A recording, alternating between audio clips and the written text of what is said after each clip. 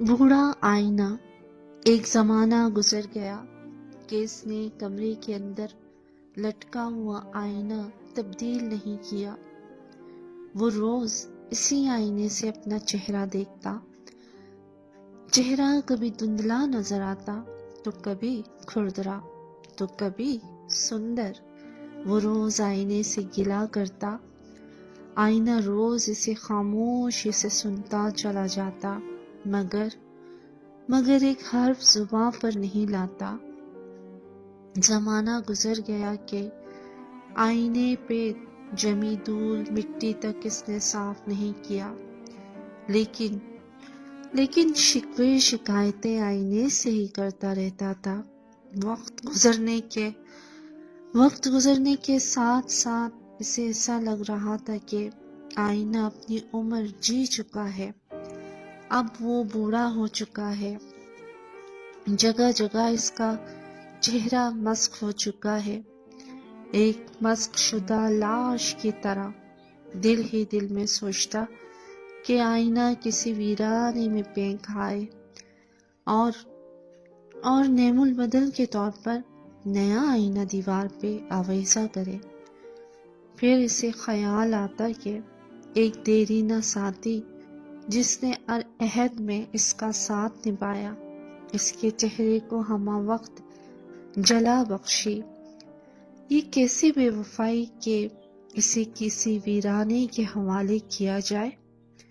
वफादारी की तमाम तर हदों को पार करते हुए जब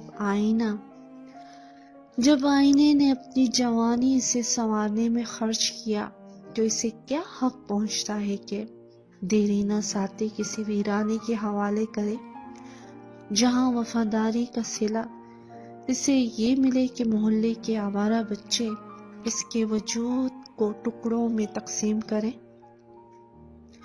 एक अजीब सी कैफियत रोज आईने पे तारी होती थी जब वो अपना जंग आलूद और अफसुर्दा चेहरा लेकर इसका मुंतजिर रहता।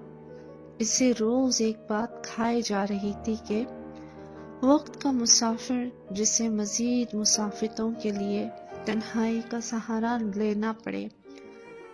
वफादारी का आलम तो आईने के चेहरे को देखकर लगाया जा सकता था कि इसके तमाम तर रानाइयां इसके मालिक की आमद के साथ वाबस्ता थी। दिन के 24 घंटे मालिक की एक झलक देखने को बेताब चेहरा देखते ही वो पुरसुकून हो जाता था, जैसे कोई माँ अपनी औलाद के इंतजार में इसकी राहें तकता हो और इसकी वापसी पर निहाल हो जाए। आईने के साथ रखी कंघी के दांत भी टूट चुके थे। इसकी हालत आईने से भी बदतर थी। एक जमाना गुजर गया, मालिक को गंजे सर की वजह से कंघी का ख्याल नहीं आया। अब वो अपनी जिंदगी की आखिरी सिसकियां ले रहा था। कमरे का रंग भी उतरा हुआ था। ऐसे लग रहा था कि कपड़े छीन कर इसे नंगा कर दिया गया हो। नंगेपन में इसका जिस्म थरथरा रहा हो। ना ही मालिक से इसने अपनी बेपर्दगी का गिला किया और ना ही मालिक को इसके लिबास का ख्याल आया। कमरे के अंदर लटकी घड़ी ने कभी भी इसे ये बावर कराने की कोशिश नहीं की कि वक्त का रफ्तार इसके हाथों से तेजी से निकल चुका है। इसकी सुई न जाने कब से एक जगह टिकी हुई थी।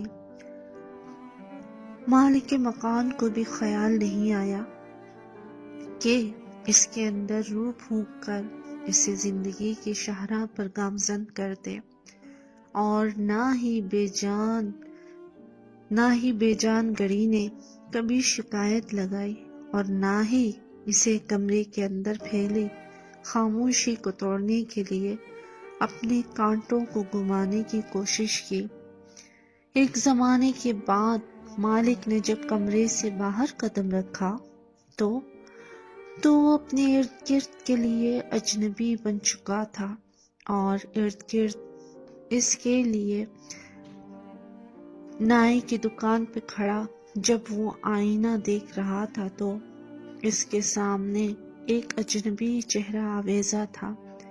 وہ واپس کمرے کا رخ کر چکا تھا جہاں بوڑھا آئینہ دیدار یار کا منتظر تھا۔